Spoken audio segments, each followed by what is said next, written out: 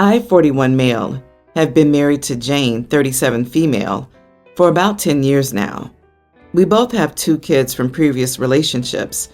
I have Tim, 19 male, and Harry, teen male, while she has Eve, 18 female, and Matt, teen male. About half a year ago, my father died and left us his house, which we moved into, selling our old house.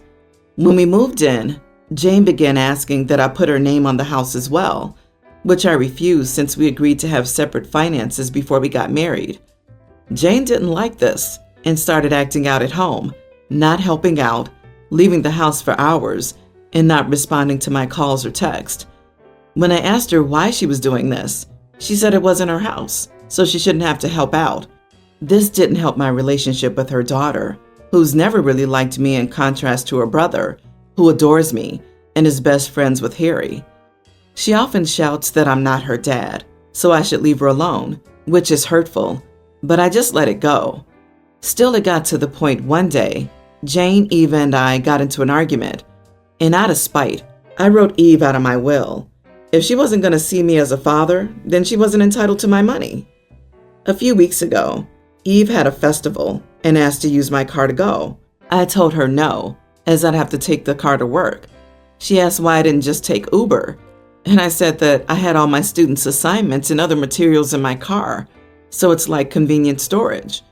She went into a mood and went to her room. Come the day before the festival, I wake up to go to work, and my car isn't there. I had to call in sick to work and call everyone to find out where my car had gone. I called the police to report a stolen vehicle, and a few hours later, I get an angry call from Jane shouting at me for getting Eve arrested. It turns out Eve and her friends broke into my car the night before and took it so they could go to the festival. When they got home from the station, they went off on me and accused me of hating Eve and wanting her to suffer in jail. I just went to sleep because I was already too stressed out for the day. Come the next morning, I found out that Jane had gone through my folders and seen my will and told Eve. Eve smashed her brother Matt's gaming PC that I'd bought for him, saying that he doesn't deserve anything from that monster. When I found out, I was livid. Her mother tried to defend her, and I wasn't having any of it, and I just ended up kicking Eve out of my house. Jane shouted at me, saying how could I do that to her, and that I'm a selfish monster. I didn't care. I just let her talk while Eve packed her things. Jane has been sleeping in Eve's room now. She goes to work, orders takeaway for herself, and just stays in the room. I sometimes overhear her talking trash about me on the phone. Eve has been staying with her aunt on the other side of the city. I feel bad since I just wanted to give the kids a real family, and now I've just gone and ruined it for them. So, am I the idiot? Not the idiot, but Eve isn't the main issue. Your wife is.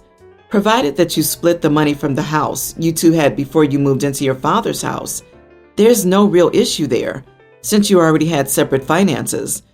Jane's response was immature and gave Eve tacit permission to act out. Then she egged her on more by sharing your will. Eve stole your car. You had every right to call the police. She also destroyed her brother's PC out of spite. Family therapy if you want to save this sinking, sunken ship.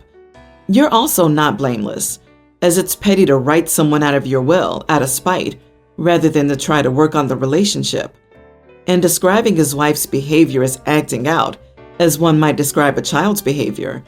I had to go back to the story's beginning to make sure I had the name straight. Also, I suspect OP hasn't told us all he should consider about the home ownership situation. Frankly, I think the marriage is likely over. I think OP owned the previous home, and it was all in his name, so the money from the sale went to him, which is fair. I don't think Eve deserves the chance to work things out.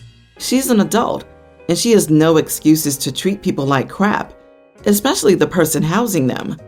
Not the idiot OP. Divorce Jane ASAP. Kick her out as well. You and your kids don't need this type of abuse. P.S. If Jane's gonna act like a roommate, then treat her like one. Make sure she pays rent, etc. Divorce her and keep Matt. That said, all of Eve's actions here are her own.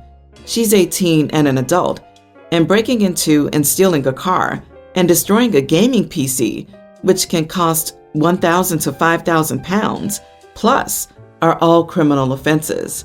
Regardless of what's going on between you and Jane, she should not defend her daughter's criminal actions, especially stealing a car with student files in it and trashing her brother's computer. I let my friend and her boyfriend stay with me on Friday night because they were in the city to see a play. By the time it finished, it'd already be late, and they had a long drive home, so they were planning to get a hotel room or an Airbnb.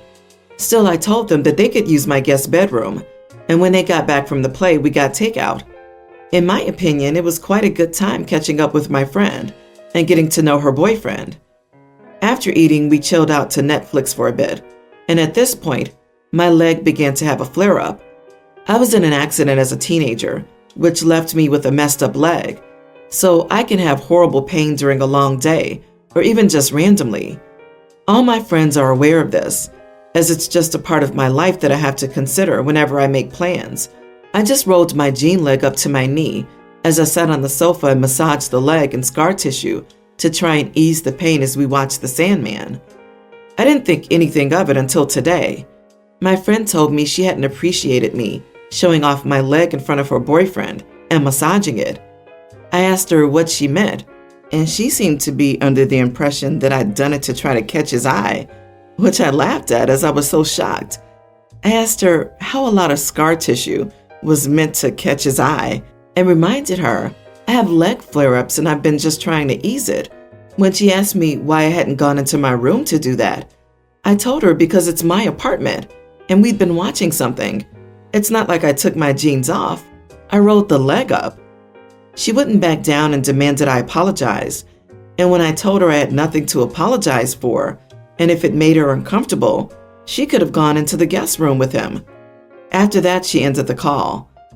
My friend has always been a bit insecure in her relationships, so maybe I should have been more thoughtful, but doing that is by far the least sexy thing I could have done. It never even crossed my mind that it may upset her at the time, and when I learned it did, she seemed confident I'd done it on purpose, and then demanded an apology, which made me less inclined to give one. I honestly didn't think that I did anything I should apologize for. Still, maybe I'm being too stubborn right now. Not the idiot. Her head would have exploded if you had been wearing shorts or a skirt. I've never heard of someone thinking that massaging scar tissue on the lower leg was a signal saying, "Hey, big boy, come and get it. But don't let him see your elbows next, you Jezebel." A calf? What is this, 1850? Your friend has a lot of nerve using your guest room and then telling you not to display your calf in front of her boyfriend. No wonder she's insecure in her relationships. Unless you belong to a religion or a cult that says women shouldn't show their calves to men, her reaction is way out of line. I don't really know the full details, but my son broke up with his girlfriend for college due to distance. He didn't show any emotions, but it was clear that he was a bit sad. I mean, I get it. They were together for 2 years and she was a sweet girl. I was also aware that they had planned on staying friends. Well, it's been a while since he left, and it's been pretty hard. He's having loads of fun, though. I'm so glad. Anyways, yesterday, his girlfriend knocked at our door. I let her in and, well, she just started bawling. Obviously, I comforted her and asked her if everything was okay, and she told me that she thought my son had found a new girl. I already knew because when my husband and I called him the day before, his dad made a joke about girls, and the way he acted seemed like there was someone. I didn't know what to say, so I just said I was sorry, but she kept crying and told me about how she didn't think he'd move on that fast and how he doesn't talk to her anymore. She then showed me a picture of my son with the girl he apparently likes. My husband was uncomfortable, and my other son also had some friends over, so the situation was peculiar. And again, what do I say to that? I took her outside and told her that I was sorry, but maybe she should talk to her own mother or friends about this. She got really wide-eyed and said, "You don't think what he's doing is wrong?" So I just sighed and said, "Listen, stuff happens, but life goes on. I got over it. You will and should as well." I thought I did pretty well considering the circumstances, but she began to cry even harder. She called me terrible and said she expected me to be more understanding since I've known her as my son's girlfriend for 2 years. If I can throw her away like this, then it's no wonder my son can. She called me a mean person before getting in her car and driving away.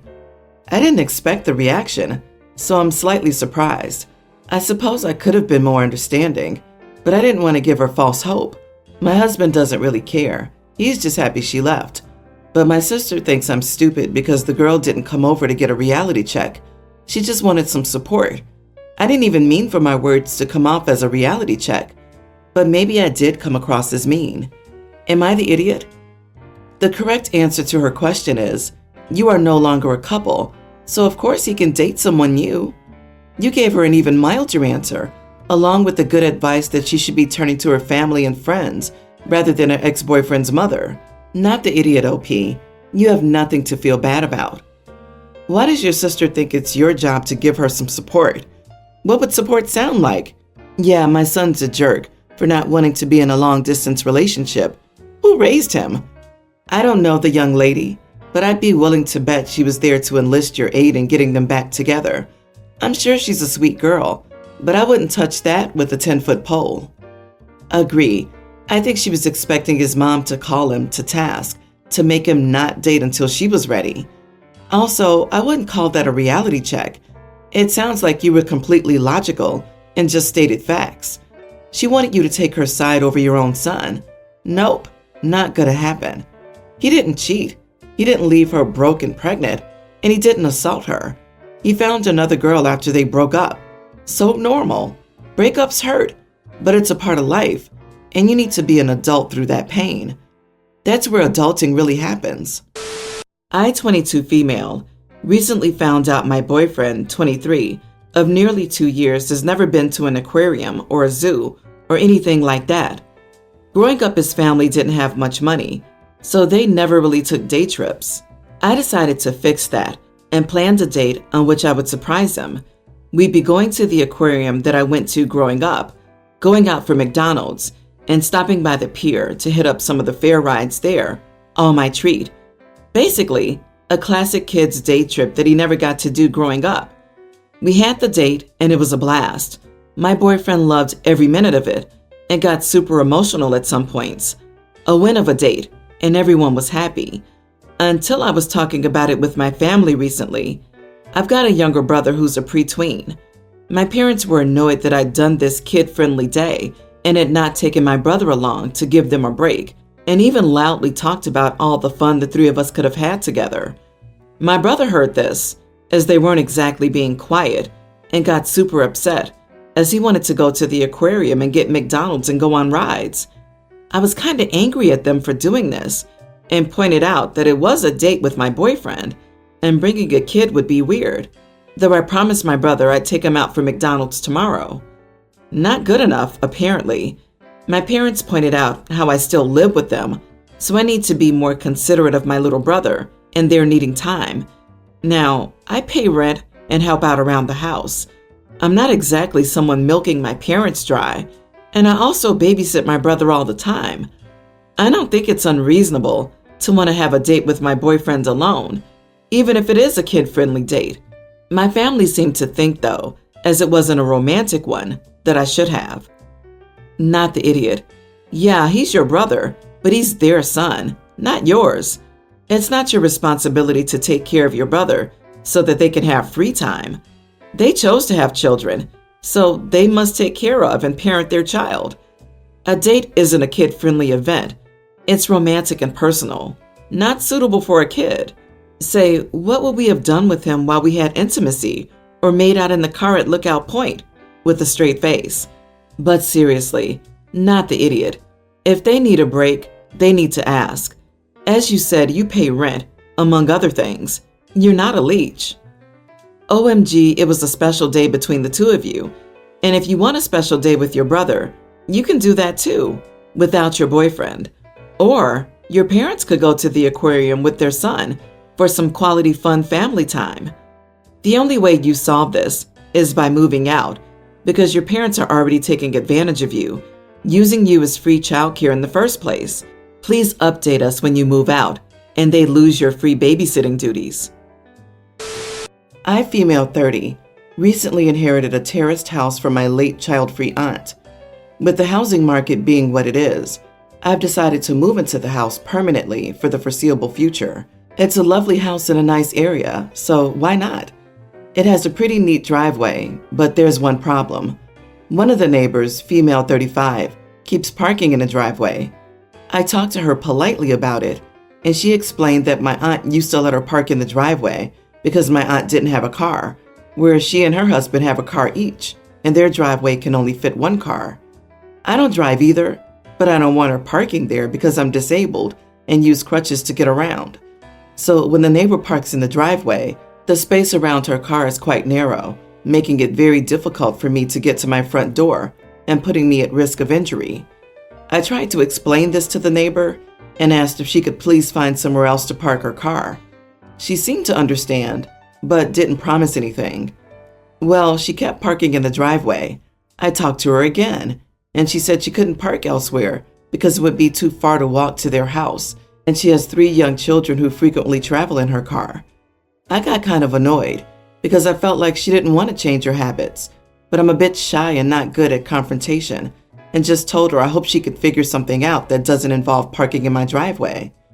Well, a few days ago, when I was coming home from work, she parked her car in my driveway again. However, this time her car was parked really forward and super close to my front door, making it pretty much impossible for me to get into my own house. Even a non-disabled person wouldn't be able to get in. There was no space to even open the front door. It opens outwards. Here's what probably makes me an idiot. I was furious and tired of the situation. So without trying to talk to this neighbor again, I called the police on a non-emergency number, explained the situation, and they showed up and towed my neighbor's car. Obviously, she was furious when she found out and showed up at my door the next day. She said I'm inconsiderate and should learn how to compromise, and that if I asked her to, she would have moved her car. I don't believe her. Am I the idiot? Not the idiot. Should learn how to communicate? Is that expression ever used other than by idiots who are not getting their way? Every time I see it deployed, the compromise is that the idiot gets everything they want and you get screwed. The compromise is you won't park in her front yard. OP should compromise by putting one of those heavy garden benches in the middle of her driveway so no one can park there and she can sit and enjoy her property in peace. I don't believe for a second that the neighbor innocently parked so close you couldn't even open your front door. They were trying to punish you. They played silly idiot and you clapped back. Good on you. Though beware that they will try to retaliate.